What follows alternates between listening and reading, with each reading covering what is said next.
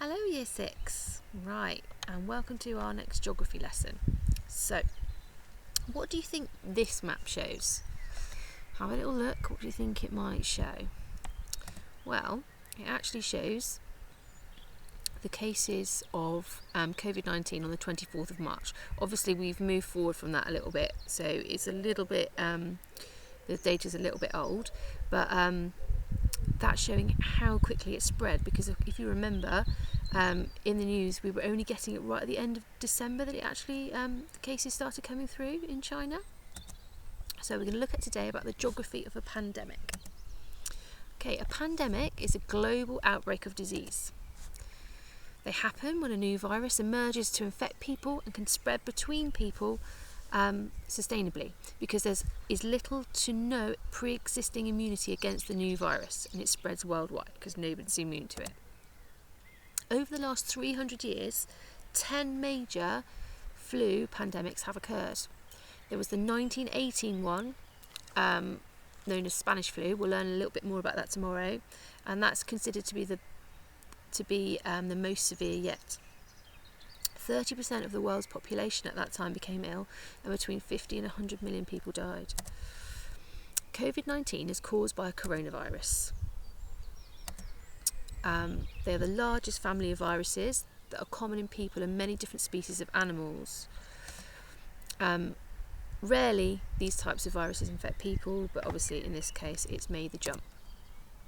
Okay, early on, many of the patients at the epicenter, that means the real centre where it started, the outbreak in Wuhan, had some link to a large seafood and live animal market, suggesting animal-to-person spread.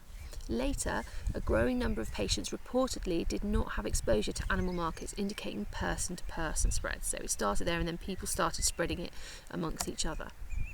Now, this is a really interesting slide. This just shows how quickly the virus spread, so in 2 months. So if we look at the January one, you can see that just in Wuhan and other parts, there were 555 cases. We moved to the 26th of January. It's spreading further to Australia and Canada. On the 31st, it's then going to Sweden, Russia and Italy, and in the UK. The 19th of February, in Iran, it's gone up. The total cases have gone up to 75,639.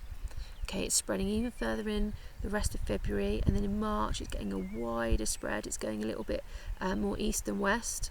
Then we look at the 9th of March. The total cases are topping 113,561 until we get to the 22nd of March, where the total cases have gone from 555 right up to 335,955.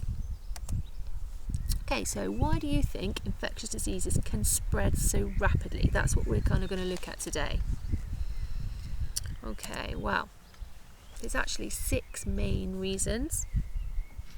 I'm going to go through all of those individually. So the 6 reasons are global travel, how globally connected we are at the moment, wars and conflicts, global trade, migration. Migration means the movement of people from one country to another, a little bit like birds might migrate from one place to another.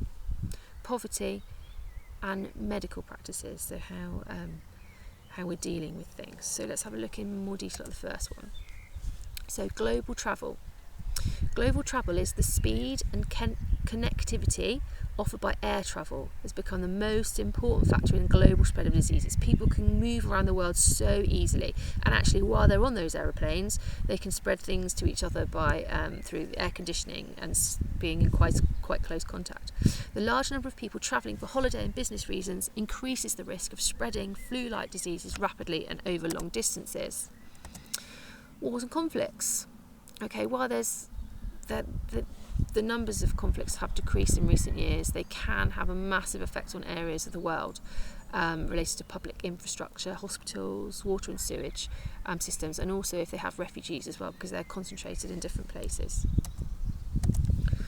Okay, global trade. There are risks associated with the unintended transport of pests or contaminated food. I'm not entirely sure that was necessarily one of the major reasons of this pandemic, though. migration, the migration of people. Large-scale movement of people increases the risk of endemic diseases being introduced to new locations. Again, I don't think that was necessarily to do with this pandemic. Poverty. So while global poverty rates have decreased, poverty is associated with malnutrition and unsanitary living conditions, not very clean living conditions, and making poor populations more susceptible to catching or spreading viruses.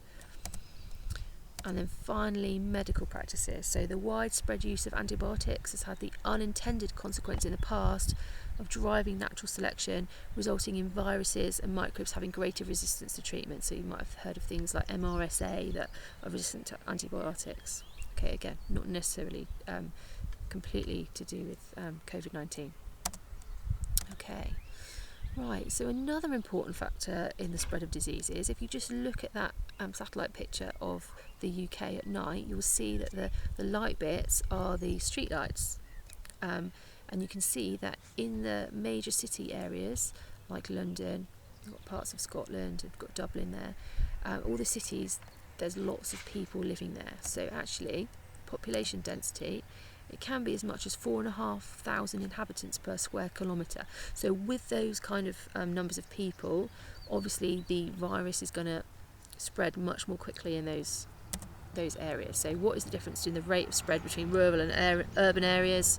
Well, we can conclude that it's going to be a lot quicker spreading in urban areas where people are much closer together. And actually we've found that, haven't we, living in the southwest, our numbers are much lower than in the major cities. Okay, right, so you've got two options for activities today. You can make a graffiti poster educating the public on ways infectious diseases can spread to create a global pandemic using those six major areas that I've put in your learning pack. Or alternatively, you can do the next activity, which I'll introduce in a moment. So what were the main causes of the spread of the coronavirus? Okay, so in early 2020, the pandemic showed the impact of China being highly connected to then the rest of the world. The epidemic took place during the Chinese New Year, which was the highest period of passenger movement within China throughout the year, so that was the worst kind of time it could have happened. The increase in air travel and the setting of China's high-speed rail network have helped the growth of national passenger movement, so it's people moving around in great scales. In 2019, the Chinese air transport network handled more than 659 million passengers. I've highlighted that in yellow just to highlight what a massive number of people that is. Chinese citizens travelling abroad for holiday and business purposes has increased rapidly as well. So the airports of several large Chinese cities offer direct services to a number of destinations across the world.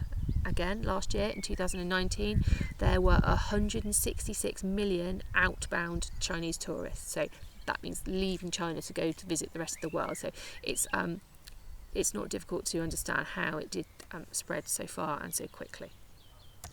Okay, so if you choose to do this activity, I've given you a template of a mobile phone and you can summarise, please, I've included that information in your learning document, and summarise the reasons for the coronavirus spread from China in less than 50 words. Okay, so to summarise, you've got to kind of internalise all the information and write it in your own words. Okay, thanks, Year 6. I'll speak to you tomorrow.